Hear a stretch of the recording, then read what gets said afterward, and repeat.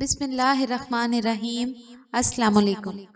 اللہ تعالیٰ نے جتنا خوبصورت انسانی جسم بنایا ہے اتنا ہی خوبصورت دل بھی بنایا ہے۔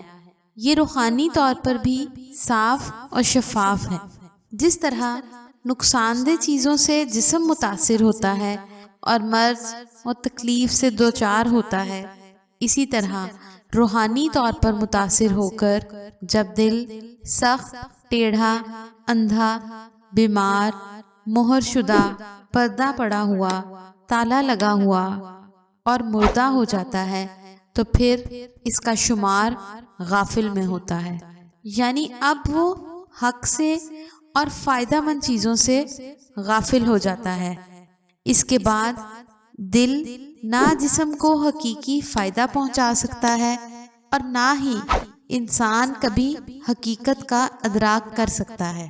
اس بات کو دوسرے الفاظ میں کچھ اس طرح تعبیر کر سکتے ہیں کہ پورے جسم کا مدار دل ہے۔ جب تک دل روحانی طور پر درست رہتا ہے تب تک پورا جسم اس سے فائدہ اٹھاتا ہے، اور جب بیمار ہو جاتا ہے اس وقت سے جسم کو فساد لاحق ہو جاتا ہے۔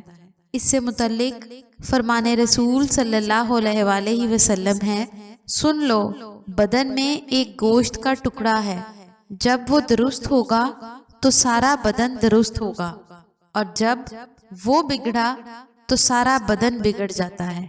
سن لو، وہ ٹکڑا آدمی کا دل ہے۔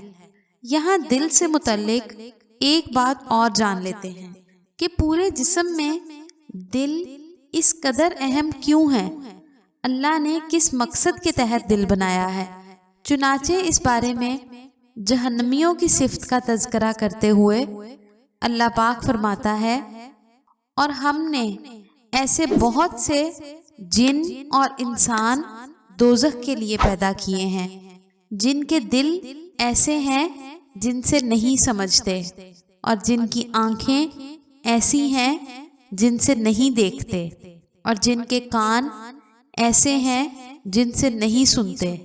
یہ لوگ چوپایوں کی طرح ہیں، بلکہ یہ ان سے بھی زیادہ گمراہ ہیں، یعنی یہی لوگ غافل ہیں۔ یہاں رب العالمین نے آنکھ، کان اور دل کے متعلق بتایا کہ سب فائدہ اٹھانے کی چیزیں ہیں۔ انسان کو چاہیے کہ ان اعضاء کو کام میں لا کر اپنے خالق کو پہچانے، اس کی آیات کا مشاہدہ کرے اور حق والی باتوں کو سنے۔ لیکن جب انسان ان اعضاء سے فائدہ نہیں اٹھاتا اور خالق کے بتائے ہوئے مقصد میں استعمال نہیں کرتا تو وہ غافل شمار کیا جاتا ہے۔ ایسا غافل جس کی مشابہت جانوروں سے دی گئی ہے، بلکہ اس سے بھی بدتر۔ اس آیت سے ہمیں یہ بھی معلوم ہو رہا ہے کہ دل کا فطری عمل حق کو سمجھنا، انسانی وجود کا مقصد سمجھنا اور حق تعالیٰ کی معرفت حاصل کرنا ہے۔ جب انسان دل کے اس فطری عمل کو انجام نہیں دیتا تو اس کے دل کو غافل کہا جاتا ہے۔ دراصل یہی دل کی غفلت ہے۔ دل کی غفلت منافقین، مشرکین اور کفار و ملحدین کی علامت ہے۔ اس لیے دل کی غفلت کو معمولی تصور نہ کریں۔ ایک مسلمان بھی کافروں جیسی غفلت کا شکار ہو کر ان کی صف میں داخل ہو سکتا ہے اور انہی جیسے انجام سے دوچار ہو سکتا ہے۔ اس میں بھی کوئی شک نہیں کہ ہم مسلمان بھی غفلت کے شکار ہیں، مگر کم ہی لوگ احساس کرتے ہیں۔ اللہ تعالیٰ فرماتے ہیں، لوگوں کے حساب کا وقت قریب آ گیا ہے، پھر بھی وہ بے خبری میں منہ پھیرے ہوئے ہیں۔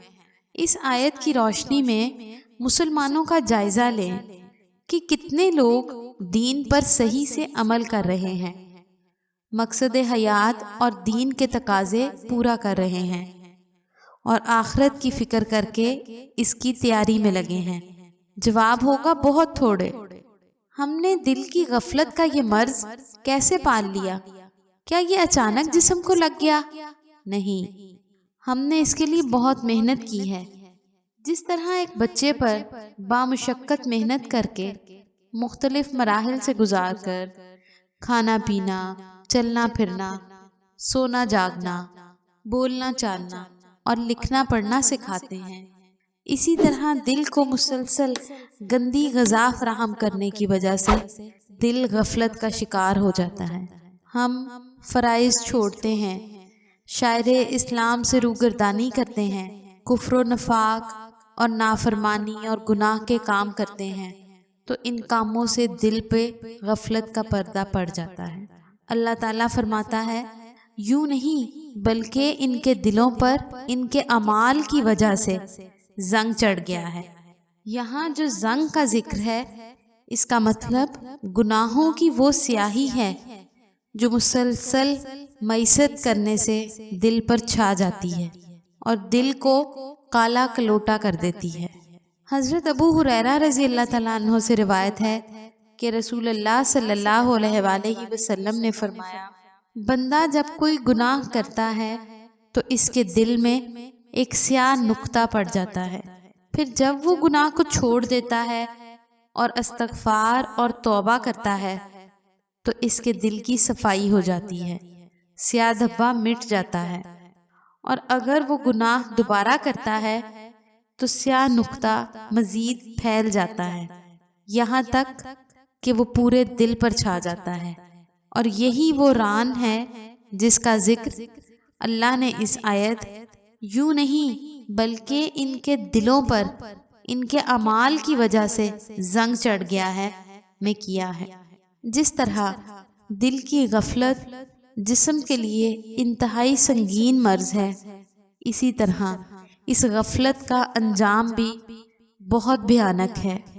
آخرت میں جو معاملہ ہوگا وہ ہوگا ہی، دنیا کی سزا بھی بہت سخت ہے۔ اللہ فرماتا ہے اور تم ان لوگوں کی طرح مت ہو جانا جنہوں نے اللہ کے احکام کو بھلا دیا تو اللہ نے بھی انہیں اپنی جانوں سے غافل کر دیا، اور ایسے ہی لوگ نافرمان فاسق ہوتے ہیں۔ یعنی اللہ نے بطور جزا انہیں ایسا کر دیا کہ وہ ایسے عملوں سے غافل ہو گئے جن میں ان کا فائدہ تھا اور جن کے ذریعے سے وہ اپنے نفسوں کو عذاب الہی سے بچا سکتے تھے۔ یوں انسان خدا فراموشی سے خود فراموشی تک پہنچ جاتا ہے۔ اس کی عقل اس کی صحیح رہنمائی نہیں کرتی، آنکھیں اس کو حق کا راستہ نہیں دکھاتی، اور اس کے کان حق کے سننے سے بہرے ہو جاتے ہیں۔ نتیجتاً اس سے ایسے کام سرزد ہوتے ہیں جن میں اس کی اپنی تباہی اور بربادی ہوتی ہے۔ اللہ تعالیٰ اس شخص کو تر و تازہ اور شاداب رکھے جس نے ہم سے کوئی حدیث سنی پھر اسے یاد کر کے لوگوں تک پہنچا دیا۔ مزید اسلامی ویڈیوز کے لیے ہمارے چینل کو ضرور سبسکرائب کروائیں۔